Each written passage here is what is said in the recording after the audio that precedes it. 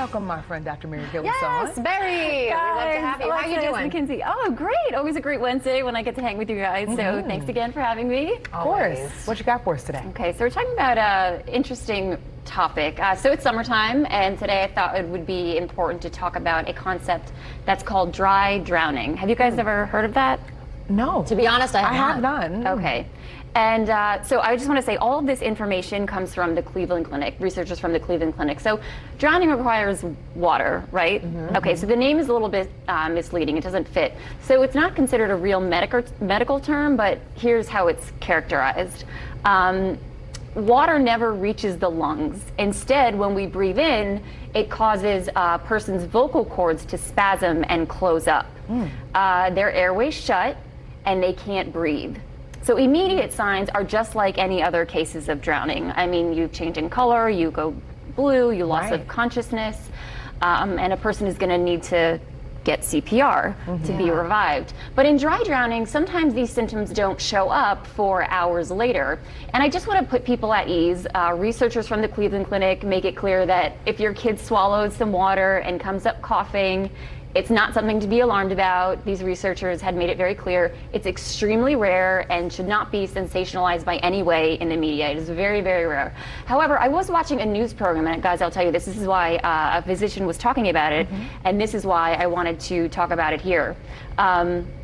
This can happen when kids play games such as who can hold their breath under the water the longest. And I mean, I feel like we all did that as kids. Right, right. And who can swim as many laps without coming up for air.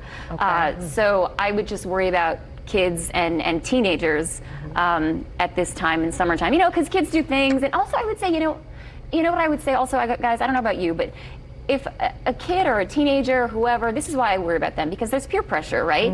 And if you don't want to play that game and you have peer pressure from your friends, I would question what kind of friends they are, right? I mean, us as adults, absolutely. I think that we think like that now. Right. I know, looking back, it's easy to say right now, but when that prefrontal cortex is not quite developed yet, making decisions. But I don't know. What about you guys think? I think summertime swimming, always important to talk about. I don't know. Do you guys, are you fearful of the water? Or I know there's a lot of people out there that are.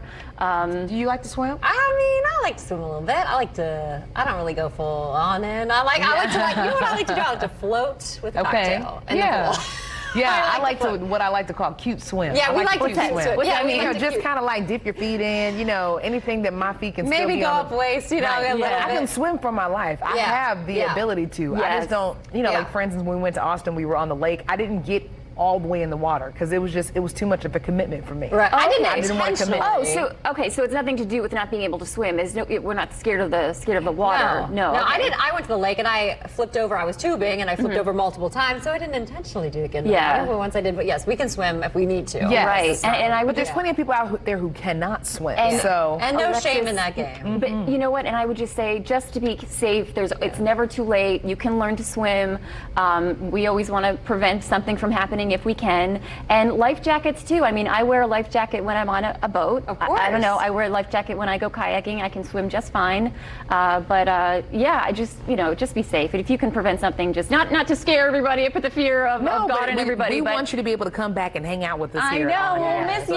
Yeah, please. No, don't go anywhere. I mean, swimming might not be our ministry. Chief Meteorologist Ashley Brown, is it your ministry? Do you like to swim?